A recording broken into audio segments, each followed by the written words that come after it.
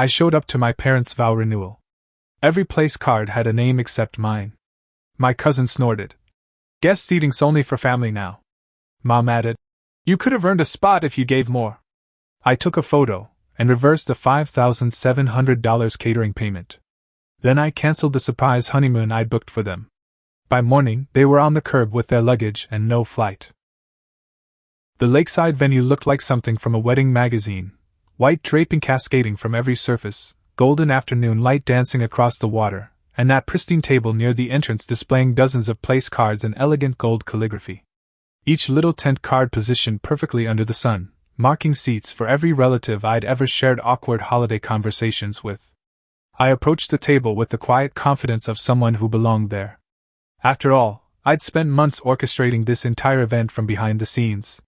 The $5,700 catering bill, the sound system, the officiant, even the cake, all arranged and paid for by me because I wanted this day to feel magical for my parents. What I hadn't arranged was a seat for myself. I scanned the cards once, then again, then more slowly. Every name was there: Aunt Carol, Uncle Jim, even my cousin Brett, who dropped out of high school and once tried to sell my PlayStation on Facebook Marketplace. He had a front row seat, no less. But nowhere among those 60-plus cards was my name. No. Kevin. No placeholder, not even a misspelling. Behind me, someone gave a low chuckle. I turned to find my cousin Mia standing there with her arms crossed, one eyebrow raised in smug satisfaction. Guest seating's only for family now, she said, like she was reading from a menu. I stared at her, waiting for the punchline or at least some indication this was a mistake. She didn't flinch. If anything, she looked proud of the arrangement. I walked directly to my mother, who was adjusting plastic flowers along the aisle runner. She didn't even look up when I asked about the missing place card. You could have earned a spot if you gave more, she said without pause, still focused on her flowers. Earned a spot. Like this was some kind of performance review I'd failed. Like the past year of my life, watching my marriage collapse, losing custody of my kids, working 70-hour weeks just to stay financially afloat, was simply a personal failure to put in adequate effort. The irony was crushing. They hadn't asked me to contribute to this event because they didn't need to. I'd done it all voluntarily, wanting to create something beautiful for them. And hidden in my email inbox was something even more substantial: confirmation for a 2-week honeymoon in Italy. First-class flights, wine tastings, a villa in Tuscany with transportation between cities, all prearranged and prepaid. I'd planned to surprise them after the ceremony, let them feel like royalty for once. But apparently, I wasn't even worth a place card. I didn't argue. I didn't make a scene. I pulled out my phone, took a quick photo of the place card table, and walked away. No goodbye, no dramatic exit. I simply left the venue, drove to my hotel, and sat on the edge of the bed for 20 minutes without moving. Then I got to work. First call, the catering company. I told them to proceed with the delivery but issue a full refund. They offered to cancel outright, but I didn't want to ruin the celebration. I just didn't want to pay for my own exclusion. Next, the honeymoon. I methodically canceled every reservation: airfare, hotels, guided tours, restaurant bookings. Non-refundable penalties? Not a problem. I'd paid with a card that offered travel protection. The entire process took 30 minutes. By the time I finished, I had nearly $13,000 back in my account, and a clarity I hadn't felt in months. The next morning, I packed my bags, checked out, and decided to take one last drive through their neighborhood. What I saw would have been comical if it weren't so perfectly symbolic. My parents standing on the sidewalk in front of their house, luggage stacked around them like a department store display. Mom wore one of those oversized sun hats that screams, "I expected to be somewhere glamorous by now." Dad paced in circles, holding his phone toward the sky, probably trying to call an airline that had no record of their reservation. I didn't stop. I didn't wave. I didn't even slow down. That was the day everything shifted. They thought I was too broken, too desperate for their approval to fight back. They'd assumed I'd keep giving and giving because I had nowhere else to go. But they'd forgotten something crucial. A man who has nothing left to lose. The text started before my plane even landed. I just turned off airplane mode when my phone began buzzing against the tray table. First message from Mia. "Mom says you left early? Everything okay?" Then Brett. "LOL, what happened at the wedding?" followed by a painfully earnest novel from Aunt Carol about how everyone was under stress and Mom didn't mean anything by what she'd said. Nobody asked if I was all right. Nobody inquired how it felt to be erased from my own family's celebration. The concern wasn't about what had happened to me. It was about damage control, managing optics, maintaining the family image. I didn't respond to any of them. Back home, I threw myself into work with an intensity that bordered on obsession. I took on the worst projects at the firm, clients no one else wanted, impossible deadlines, unreasonable demands. It didn't matter. I needed the distraction, and more importantly, I needed the income. Every successful project, every client referral, every bonus that hit my account was a quiet declaration of independence to people who'd assumed I'd stay small forever. By October, I'd saved enough to pay off my divorce attorney completely and open a private, untouchable college fund for my kids. I didn't publicize these victories because real revenge isn't about bragging, it's about building a life so solid that other people's opinions become irrelevant. But the silence didn't sit well with my family. Around Thanksgiving, the tone of their messages shifted from confused to manipulative. Mia tried the emotional angle. "Grandma's not doing great. You should come by. It would mean a lot." I already knew Grandma was fine. My cousin Jake had called me 2 days earlier to say she was still sharp as ever, beating people at cards in her assisted living facility. Mia was simply hoping guilt would work where pride had failed. Then Dad finally called. I almost didn't answer, but curiosity won. He didn't waste time on pleasantries. "We're in a bit of a bind, Kevin. Wondered if you had some flexibility." Flexibility. He asked for money like he was requesting a spotter at the gym. He explained that the Vow Renewal had wiped them out more than expected, and the honeymoon cancellation had embarrassed them in front of important people. Apparently, he'd taken out a short-term loan to cover remaining costs, the interest had ballooned, and now their second mortgage was past due. I listened without saying much. When he finally paused, I asked what exactly he wanted. "Help. Just a little help." I waited a few seconds before responding. "I'll help, but not with money." The silence stretched long enough that I wondered if we'd been disconnected. I explained that I could help them organize a budget, work with their bank, maybe even rent out their guest house. I could do all of that, but I wasn't cutting another check. There was the sound of the phone being passed, then Mom's voice. "That doesn't really help us, Kevin." "Not. Thank you?" "Not. We appreciate the offer." "Just dismissal." "Then I hope you figure it out," I said, keeping my voice level. She didn't respond. Neither did he. That silence stretched for days, then weeks. Eventually, Dad made a Facebook post, a long-winded performance piece about how not all family sticks with you, and sometimes the ones you raised just disappear when you need them most. It garnered a predictable collection of pity comments. I didn't reply, but the post told me everything I needed to know. They were still hoping I'd cave, that this was just another one of my moods, and eventually I'd come crawling back to fix everything again. They'd mistaken my grief for permanent damage. They'd seen a man stripped of his marriage and kids, drowning in loss, and assumed that made me weak. What they didn't realize is that rock bottom isn't the end, it's the foundation you build from. By mid-January, the stories started getting creative.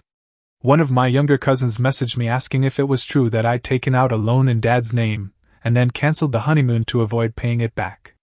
She'd heard it from her mother, who'd heard it from my mother, and now it had morphed into some twisted narrative where I'd sabotaged their trip out of bitterness about their vow renewal. I didn't respond. They didn't just want money anymore, they wanted a villain, and they'd chosen me for the role. What they didn't know was that I'd already started investigating their financial situation. A friend from high school worked in real estate, and I asked her to run a property check on my parents' house. She got back to me the same day with surprising information. They'd refinanced not once, but twice in the past 2 years, pulling out equity to finance a home office renovation, a new car, and this was the kicker, a boat. A boat. They'd borrowed tens of thousands of dollars they didn't have for a boat they didn't even know how to operate. The second mortgage wasn't because of the vow renewal costs. That was just their latest excuse. They'd been drowning financially long before I'd canceled a single reservation. I let a few weeks pass, then made an anonymous call to their bank with the tip that the Johnsons at 17 Westfield might be misreporting income on their refinance applications. I didn't provide details, just planted the seed. Within days I heard through family channels that they were under formal review. Then came the perfect finishing touch. Remember that guest house I'd offered to help them rent out? The one they'd rejected, saying it wasn't their style. Turns out the guest house sat on a peculiar little parcel that had remained in my grandfather's name after his death, an oversight no one had bothered to address. I paid off several $1,000s in back taxes, filed the proper paperwork, and within a month, legally owned the structure they'd assumed was theirs. I didn't even use it. I let it sit empty, lights off, blinds drawn. Occasionally I'd drive by to check the locks and water the plants. My parents watched it obsessively, probably wondering why someone would claim a property and then leave it vacant. It drove them absolutely insane. The final confrontation came on a March morning when I received a text from Dad. "We're really struggling here, Kevin. The house is on the line. We need help. Please." It was the first time he'd used the word please. I called and said I was open to talking, but not about money. "We don't need a lecture," he snapped. "Then good luck," I replied. That's when his tone changed completely. My father, who had once held me as a child and called me the future of the family, said 7 words I'll never forget. "Fine. So be it. We'll manage without you, you fool." And that was it. No warm resolution, no emotional breakthrough. Just silence and a growing pile of problems that no longer belonged to me. After Dad's parting words, I waited, not because I thought they'd apologize, but to see how long it would take before someone in the extended family cracked and tried to mediate. But they didn't. The silence stretched like a slow tire leak, gradual but irreversible. At first, the quiet was disorienting. No passive-aggressive texts, no sudden requests for just a little help until payday. No voicemails with sighs built into the middle of sentences. My phone, once the family emergency hotline, was simply peaceful. Then came something more unsettling than their noise, complete absence. For the first time in years, I wasn't orbiting their crises. No requests, no manufactured affection, no twisting of guilt into obligation. I realized how addicted I'd become to the role they'd carved out for me, not because I enjoyed it, but because I didn't know who I was without it. So I started figuring that out. I worked more, but not just to escape. I took on projects I actually found interesting. I started running again, early morning jogs when the air still smelled clean. I signed up for a cooking class and learned to make risotto from scratch. Simple things, but they were mine. I even started seeing someone. Her name is Danielle, and she's a paramedic. No drama, no complicated history, no tangled web of family politics. She listens. She asks thoughtful questions and doesn't flinch when I tell her the truth about my parents. One evening, a few months into our relationship, I drove her past my old neighborhood. I didn't tell her which house had been mine. I didn't need to. She pointed it out before I could say anything. "The one with the dying garden," she said simply. "Exactly. The yard used to be pristine. Mom was obsessive about it. Now the grass was yellowed, the flower beds choked with weeds. The American flag that used to hang perfectly straight above the porch was half unhooked, flapping like a surrender. Even from the street, it looked like a house giving up.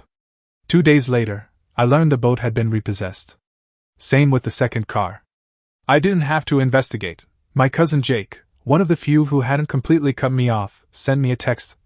"You didn't hear it from me, but your dad had a complete meltdown when they took the Lexus. Neighbors called the cops." I didn't respond, but I screenshot the message and saved it.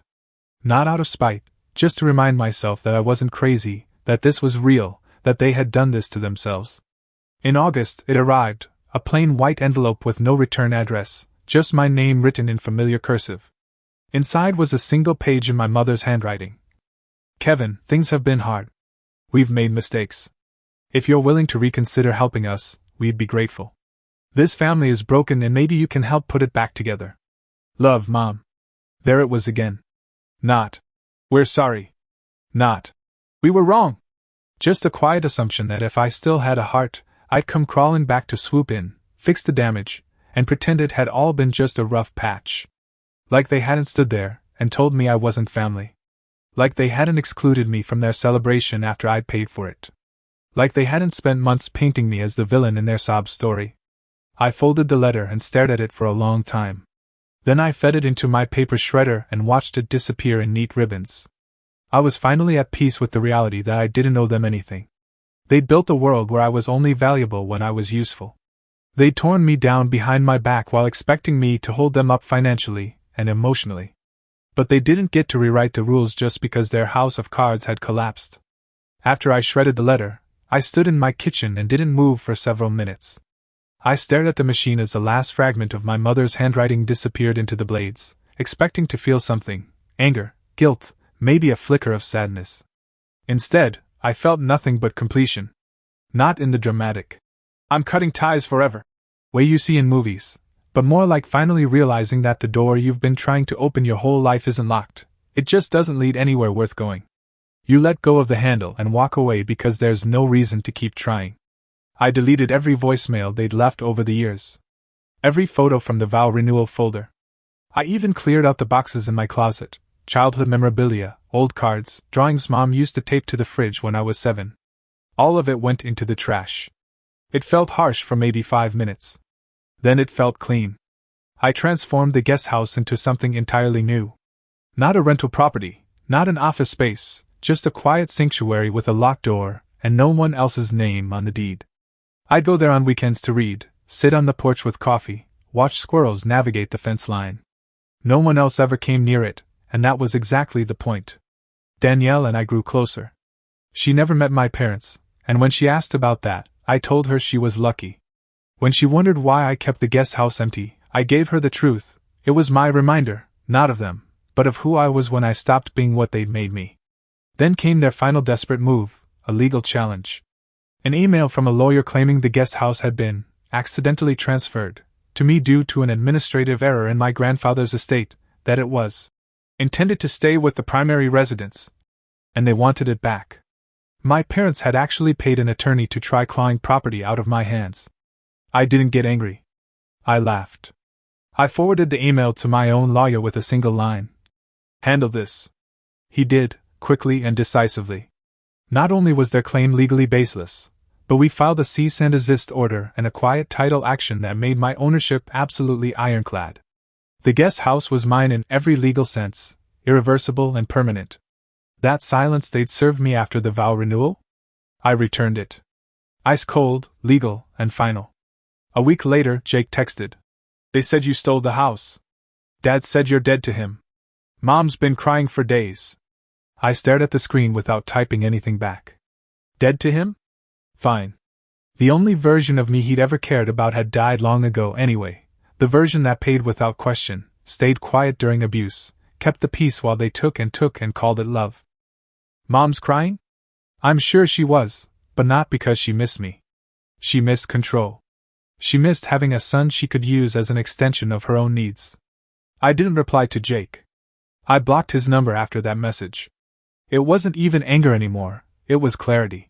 When you turn off the lights in a room and close the door, the darkness stays inside. But you don't have to keep checking on it. You just stop going back in. That's where I was, outside the house, sun on my face, keys in my hand, and all the lights off behind me. Time does strange things when you walk away from people like that. It stretches and folds over itself. Days pass quickly, but when you look back, they feel like years. The space between me and my parents grew like that, quietly, steadily, until one day it didn't feel like distance anymore. It felt like absence. Real, complete absence, as if they'd never been part of my life at all. I didn't hear from them directly again. The only updates came through Jake, who kept trying to stay neutral despite having clearly chosen a side when it mattered. He sent periodic texts. "They might lose the house. Your dad's trying to start some landscaping business. Doesn't know what he's doing. They're talking about moving to an apartment if they can't get another loan." I let it all roll past like news from a distant country. I'd spent enough years reacting to every crisis, real or manufactured. I wasn't the solution anymore. I wasn't even involved. I was just someone they used to know. Then, right on schedule, came the second letter. No envelope this time, just folded lined paper slipped under the guest house door with my name written in shaky handwriting. "Kevin, we've made some mistakes. Maybe more than we realized. We're not perfect, and maybe we expected too much, but we're still your family. If there's a way back from this, we're open to it. If you want to talk, let us know. Mom and Dad." On the back, in smaller print almost like an afterthought, "We don't expect money. Just a chance." I stood on the porch reading it, and that last part almost got to me.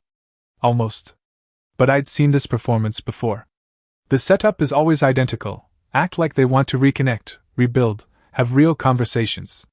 Then the truth slips out. The rent's late, the car broke down, the refrigerator stopped working. Somehow their problems always circle back to me like gravity. I didn't shred this letter. I pinned it to the inside wall of the guest house, not out of sentiment, but to remind myself what I'd survived. A week later came one final message from Dad's email account, short and clipped like he typed it in anger. We tried. You said no? So be it. We'll figure it out without you. Enjoy your empty house, you fool. I stared at that last line for a long time. Not because it hurt, it didn't. It was just so perfectly him. The guilt trip wrapped inside the insult, the suggestion that by refusing to give them what they wanted, I was the one losing something valuable. But here's the thing, my house isn't empty. There's no yelling inside it, no tension crackling in every room, no guilt hiding in the corners. There's coffee on Sunday mornings, laughter in the kitchen, and peace, quiet, solid peace without conditions or strings or hidden agendas. They can keep calling it emptiness if that helps them sleep at night. But I've never felt more full. By fall, everything had settled into a comfortable rhythm. The calls and texts had stopped completely. The legal issues around the guest house were resolved permanently. My parents had, as promised, figured it out. Sort of.